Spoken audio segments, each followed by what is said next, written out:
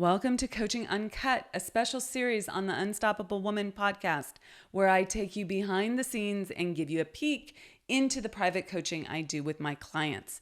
All of these coaching calls have been recorded with the permission from my clients who have generously allowed me to share these with you as a way of helping more people in this world. They give you access to master level coaching and the opportunity to learn the lessons that they're learning right along with them. Please keep in mind that these recordings are not studio productions and the audio quality may be less than ideal, but the content will take you far and help you become unstoppable.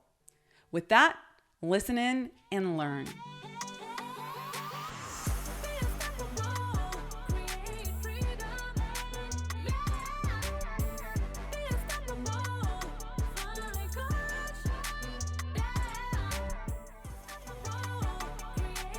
In this coaching call, my client and I discuss how to market and sell your services, in this case, legal services, to clients of another culture.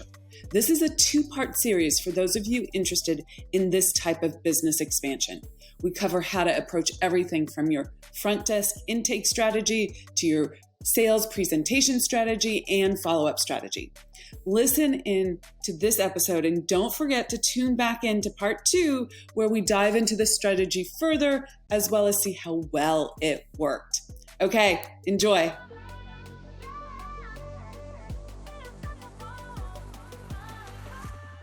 Okay, how are you? I'm doing okay. I have a very strong feeling that the month is going to end. Although it's a lull right now, I think that the month is going to end really, really busy and good just because of all the stuff that I'm working on over the next 5 days, which will be good. And I mean, all in all, things are coming along. I'm, slowly getting my energy back, which is good because for the longest time I had no energy, that I was zapped by 4 o'clock and I was in bed by like 6:30 each night, Yeah, part of that is the getting sick, and part of that is the jet lag, right? Yeah, exactly. But that's gotten better. Both of my persons I was supposed to have had interviews with since we last spoke, one of them, the young lady, has stayed in contact with me to let me know what's going on. Her own health has her in the hospital right now. She's at least stayed in contact with me. My other gentleman that was my strongest, I felt, in resume, but I had some concerns about his telephone. He, quote, forgot his interview yesterday, and I said I'm not going to reschedule it with him. Yeah, that's a deal breaker right there, for sure. Oh, 100%. At least the other lady is contacting us like 2 days before her interview to let us know what's going on. Yeah. Yeah. So I'm going to redo my ads most likely and see if there's any other. Where are you posting your ads? I am posting them on LinkedIn, Facebook, Indeed. Okay. Those are all the places. We recently had better luck on Indeed than LinkedIn, though in the past it's been the reverse. So I tend to do both. Okay. And I know this last time I had more applicants coming from Indeed than I did from LinkedIn also. And I'm probably going to try to tweak my ad a little bit more to get a little bit more attention, just try to make it set out a little bit more. And we'll see what ends up happening. I'm not in a dire position to have to have somebody in the seat at that front desk next week when my one gentleman's last day is. Because right now I do have what I'll call my junior paralegal. She doesn't have enough work, and she did that position previously, so I'll be having her assisting in coverage of that till I get somebody in that position. So that's great. I've got a plan. I do want that to be replaced with somebody different because I do anticipate the workload jumping. But right now, I'm not in a position that anybody is drowning. Are you looking for someone who's bilingual in Korean? No. Yeah, not for Korean right now. Because the only conversions that we've gotten thus far are 2 for probate. We're not getting any traction in regards to our EP. Estate planning, I'm sorry. But we're meeting with a senior vice president and a president of 2 Korean banks on Monday and Tuesday of next week with one of our contacts is a Korean CPA. Can we dive in here? Can we just make Yes. this okay. Here's the thing that I know. We have a history. We've been talking about this for a while. You brought on this particular lawyer. Not only is he a good lawyer, not only does he have great work ethic, but because he can open up this entire area. So we'll put the front desk person to the side for a second, but I want you to really look at what are the cultural requirements needed for someone to say yes to a law firm that is your law firm.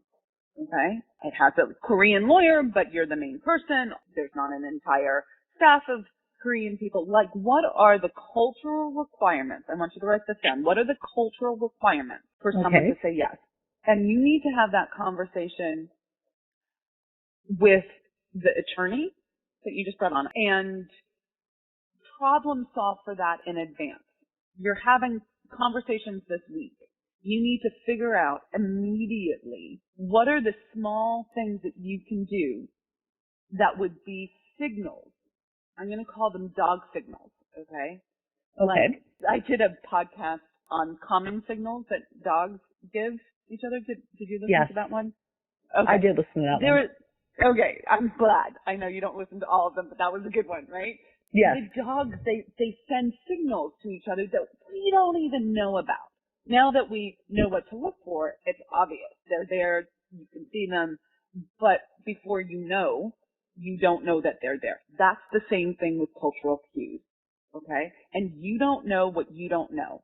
So you need to have a sit-down conversation with and ask him from the point where you say, here's this referral, and they call, like, what does the front desk person need to say? What does our intake form need to say? What does our website need to say? What do the forms need to say? And I'm not just saying put it in Korean, but that would be a useful thing to have your website bilingual, right? Yeah. But, like, what are the key cultural important points for people to make a decision? Like, think of it for the U.S. for a moment. You want a level of professionalism, like there's a level of directness. Okay. Now, is that the same thing for Koreans? Maybe they don't want as much directness. Maybe they want more. Maybe they want to talk about money. Maybe they don't want to talk about money. Right? We don't know. At least I don't know. Okay. But what we do know is that there are different cultural signals, and you need to figure out what the basic concepts are. Okay. Like, they need to know, like, trust is communicated this way, professionalism, or they need to know status. Like, I know that in a lot of Asian cultures, you know, where you went to school is a huge deal, right? Status is a huge deal around that. Like, how can you communicate status? Okay, so you have to figure out what those top 3 to 5 things are, and then you have to go through all the touch points, Shannon, and figure out how to communicate that. Okay? Okay. When they're greeted, when you say hello, when they sit down, when you ask questions, right? All the touch points. And now with that in mind, then I would go back and say, ask yourself, if you're committed to growing that side of your business, then I would really look for someone at the front desk who can communicate that. Okay? Okay. Even though you don't have that business yet, this is an act in faith, right? It's an action in, like, you're expecting a great result here and you're planning for it. You have to hire someone anyway, so it's not like it's going to cost you more. Yeah, exactly. And I do know that I have spoken with him in passing of if he has any contacts with anyone that is Korean speaking. That could be, I was saying more along the lines of a paralegal, but definitely front desk would be a cheaper opportunity to start out with, at least.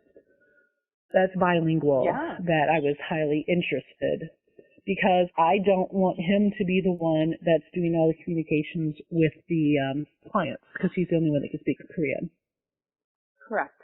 Exactly. Yeah. Okay. I would put that in there, and you might find, you know how when you do marketing, you understand the concept of having a niche.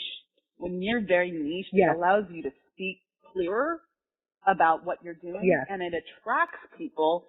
And of course, you attract the bullseye, but you also attract like 3 rings beyond that. Okay? So when you get super clear about what you're looking for in this ad, it will attract more people as well. Okay? Okay. That's my theory, at least. It will eliminate people too. People will be like, oh, I'm not bilingual, so that's not for me. And I do know there's at least in this, like, I'll call it the immediate vicinity, there's a small Korean population, like within a close proximity. So most assuredly. And the other thing I might do too is contact a couple of the Korean churches in the area to see if they have a job board that we might be able to post on.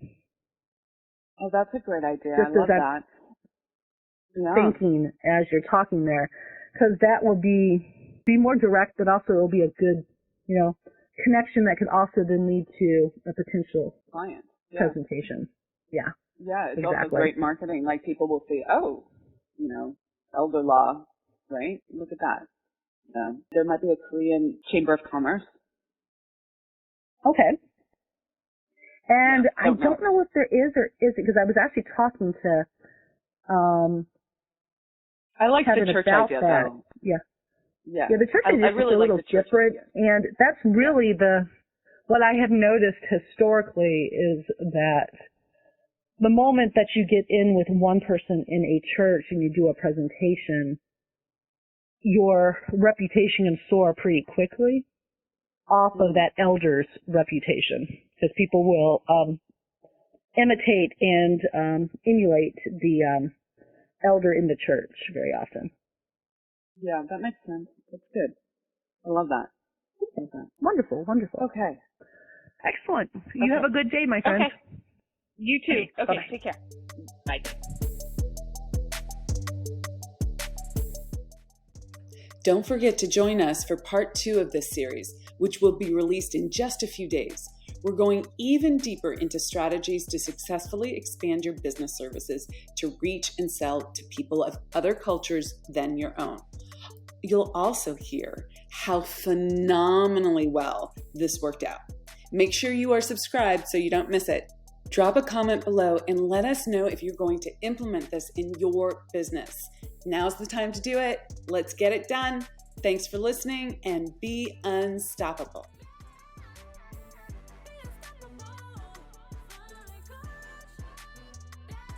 Thank you so much for joining us for Coaching Uncut. If you loved what you learned today, please leave us a comment and let us know. We always love a thumbs up or a 5-star review, so thank you in advance for that. And if you want to take your life and your business to the next level and it's time to scale, please reach out to us and schedule a consult at theunstoppablewoman.com/next level. So that's theunstoppablewoman.com/next level. See you in the next episode. Rock it out and be unstoppable.